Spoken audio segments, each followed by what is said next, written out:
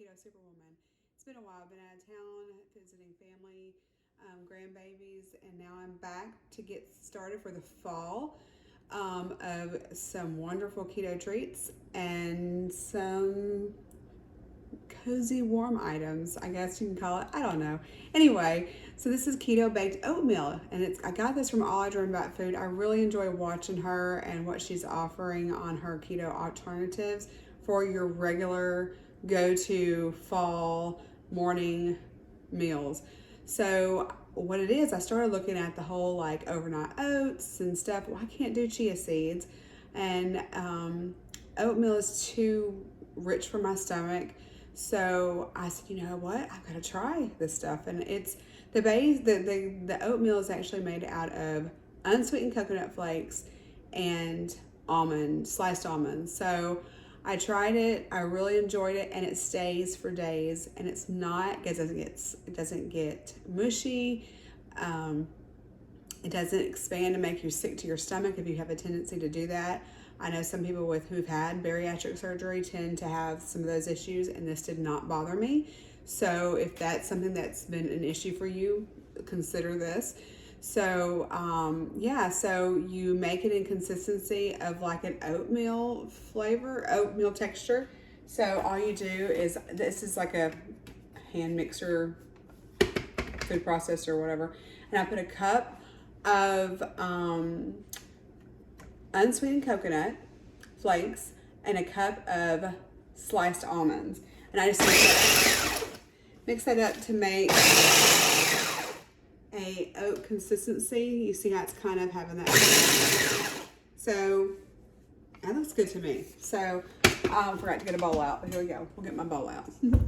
So, and then I just take this off. And you can actually go a little bit more textured, but I'm fine with that.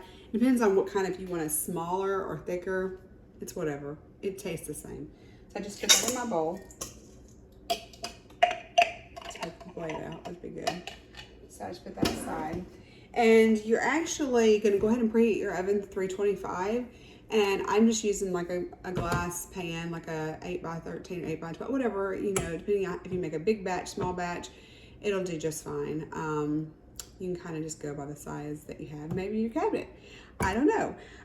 So you actually kind of put everything together. I kind of have my recipe down here so I won't mess up, because you know I always like forget something or get the wrong measurements. But something that was really interesting that was on this one was collagen peptides.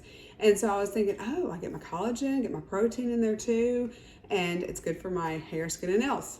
Who wouldn't want that?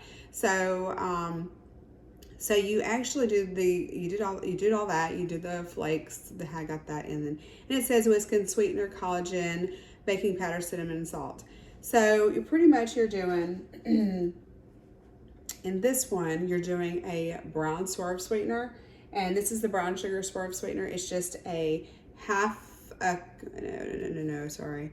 It is a third cup of brown swerve sugar sweetener. Let's put that in there. And then you put your fourth cup of collagen peptides, and this is the one I'm using. It's just one I found online. It's unflavored, just collagen peptides like that. And then you will put in your baking powder, which is a half a teaspoon of baking powder. Just put that in there. And then you will actually go ahead and put your cinnamon, which is a half teaspoon of cinnamon. I didn't have these measured out, so don't yell at me.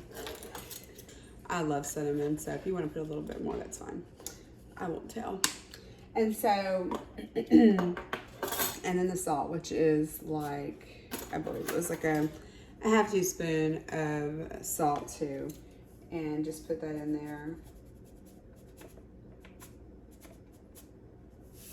Just do that. So then you just mix this well together. Just get a mixer. And then you'll add the butter, which is melted butter. I use a plant-based butter at home because my child has allergies, so we just use that. It actually calls for unsalted butter. Don't yell at me, I probably didn't do that right, but I did. I'm using my butter, which is a plant-based butter. So So I'm just mixing this, kind of getting that brown swerve mixed in well, because you know it tends to chunk up. So I have been trying some new keto dishes. I actually made, actually it's a paleo olive oil lemon cake. It's actually from Flav City. Desi makes it. So it's not really a low carb, but if you're trying to take out the flours and your gluten and things like that, that actually is really good. So if you are wanting a treat, it might have a little bit more sugar, but this one doesn't have anything like, it doesn't have regular granulated sugar. It has maple syrup as your sweetener. And it is great. It's great for the cup of coffee. It's great on its own.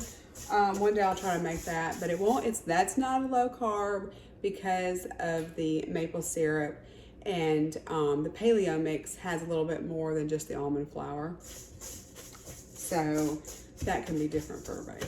So after this, I just kind of add the butter, cream, and the butter and the, yeah, I'll link everything below too about the actual amounts of everything. I just kind of throw it together just to let you know what it's going to be like. And then, so I just go ahead and do the butter, which is a half a cup of melted butter, and then 1 egg, and then half a cup of heavy whipping cream. Go ahead and mix that, and it also asks for maple extract. I don't have maple extract, but I'm gonna get it. Now this is the point, you could add maple syrup. If you're not, like if the sugar is not the biggest issue for you and you wanna try the maple syrup, but you can use vanilla extract. I have vanilla extract, I have banana extract. I actually used banana extract last time, it was really good. So this can be what you want. I'm using 1 teaspoon of vanilla extract. Oops, a little over that teaspoon. And then, because that's what I have. But say for instance, it's just not sweet enough for you when it comes down to it, you can add you a little bit of molasses, maple syrup. But just remember, if you are on the low carb keto, make sure you take that in consideration of your, you know, your sugars. But this, I'm not doing that. We're just gonna do vanilla extract. So pretty much that's it. So you combine everything. It has like this kind of consistency because you're going to bake it in the oven. So you can actually, this is just have a little, this kind of pan. If you want to line it with parchment paper, because I know I love parchment paper, go ahead and do that. It just kind of keeps for easy cleanup. Or you can just leave it like it is, and then do that. And actually it says to grease your pan, and sometimes I do that, sometimes I don't. So I'm just going to use a little coconut oil on the bottom of my pan. It just kind of helps from sticking everywhere as you know, normal. So just do a little bit of that. Yes, I'm making a mess as usual. Okay, and then I'm just going to pour this in the bowl, in my cooking pan.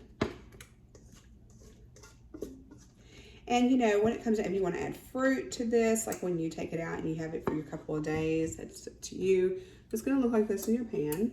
And you just put it in the oven for about 20-25 minutes. So I just took it out of the oven. It's still a little bit runny in the middle, but that's okay because you cooked it for about 20-25 minutes. So what I'm going to do is I'm going to take some of it off. I'm going to show you right out of the oven what it looks like. Got some of just the sides, and that's what it looks like.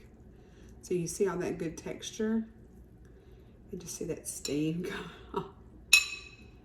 Smells so good. So this is where you let it cool for a minute. You want to try it. And then you literally, you can put it back in the oven if you want for a little bit longer, because that middle into mine is just a little bit runny, and I would like a little bit thicker in the middle. But that's okay if you want it a little bit runnier, because it will settle through the day and it'll keep on cooking for a few more minutes.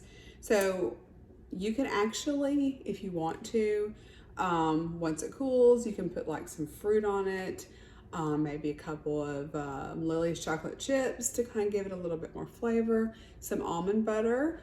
which I have done all this and it's really good. So you just pretty much, whatever you would do with oatmeal, you do with this. This is kind of your base oatmeal.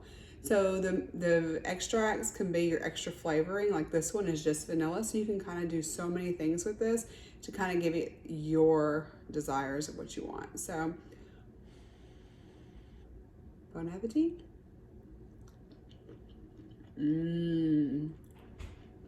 So buttery, crunchy, flavorful. You definitely won't regret it. All right, see you next time.